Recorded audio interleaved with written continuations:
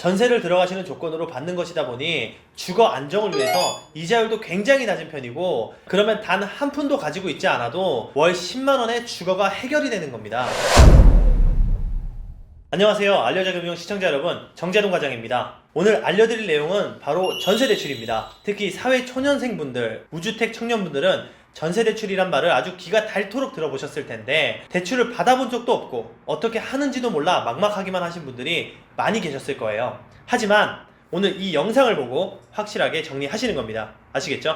대출을 무서워하시는 분들이 굉장히 많이 계시는데, 전세자금 대출이라는 것은 전세 보증금의 일부를 대출해주는 상품이라고 이해하시면 굉장히 쉬워요. 여러분, 신용을 이용해서 미리 돈을 빼서 쓴다고 하기보다는 전세를 들어가시는 조건으로 받는 것이다 보니 주거 안정을 위해서 이자율도 굉장히 낮은 편이고, 만기 일시 상환 방식이기 때문에 이자 상환의 부담이 굉장히 적은 편입니다. 그렇기 때문에 전세자금 대출의 성격을 정확히 이해하시고 이것을 활용하시면 보증금 300에 월세 60, 보증금 500에 월세 50만원씩 내고 사는 것보다 월 고정비가 엄청나게 줄어들 수 있다는 말입니다. 그러니까 미리 알고 계시는 것이 지출을 줄일 수 있다는 점 꼭 이해하시고서 다음 내용을 들으시면 좋을 것 같습니다. 먼저, 전세란 임차 보증금을 집에 들어갈 때 집주인한테 주는 거고, 그 계약 기간 동안 그 집을 사용하는 권리를 받는 거라고 생각하시면 돼요. 그리고 그 계약 기간이 끝나고 집을 나갈 때는 그 전세금을 돌려받는 거거든요. 그렇기 때문에 만기 상환형 상품이다 라고 보시면 됩니다. 지금 중소기업에서 근무하시는 분들 굉장히 많으시잖아요. 그분들을 우대하는 중소기업 취업 청년 전월세 보증금 대출이라는 상품이 있어요. 이 상품은 전세금 1억 원까지 100% 지원이 되고 금리가 무려 1.2% 밖에 되지 않습니다. 이걸 풀어서 말하면 1억 원짜리 전셋집이라 가정했을 때 보통 수도권 1.5룸 오피스텔 시세가 1억 내외거든요. 그러면 단 한 푼도 가지고 있지 않아도 월 10만원의 주거가 해결이 되는 겁니다. 매달 전세자금 대출의 이자와 관리비를 더하더라도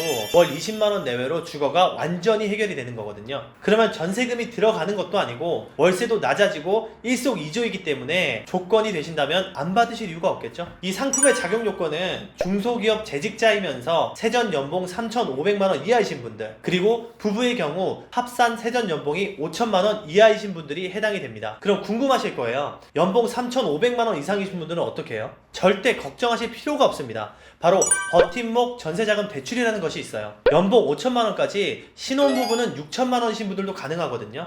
물론 전에 말씀드렸던 상품과는 다르게 전세 보증금의 70%까지만 되는 거지만 전세 금액의 30%만 가지고 계셔도 집을 구하실 수가 있다라는 거죠. 예를 들어서 1억 7천만원짜리 전셋집에 들어간다고 가정한다면 약 5천만원만 가지고 계시면 된다는 거거든요. 금리는 2.5% 내외, 그리고 70%인 약 1억 2천만원을 빌리시면 연이자가 300만원이신 거거든요. 그럼 한 달에 한 25만원 정도 된다는 겁니다. 본 상품의 최대 장점은 소득이 없어도 가능하다는 점이에요. 거기다가 놀라지 마세요. 5번 연장이 가능해서 최대 10년까지 사용하실 수가 있습니다. 그러니 이런 조건이 충족되는데도 월세를 살고 계시면 엄청난 손해라는 거 이제 이해가 되시죠? 오늘부터라도 자세히 찾아보고 계획하셔야 정말 알맞은 금융생활을 할 수가 있는 겁니다. 여기까지 가장 많이 찾으시는 두 상품에 대해서 알려드렸는데요. 자, 마지막으로 전세자금 대출 신청 시에 필요 서류 정리해서 말씀드리겠습니다.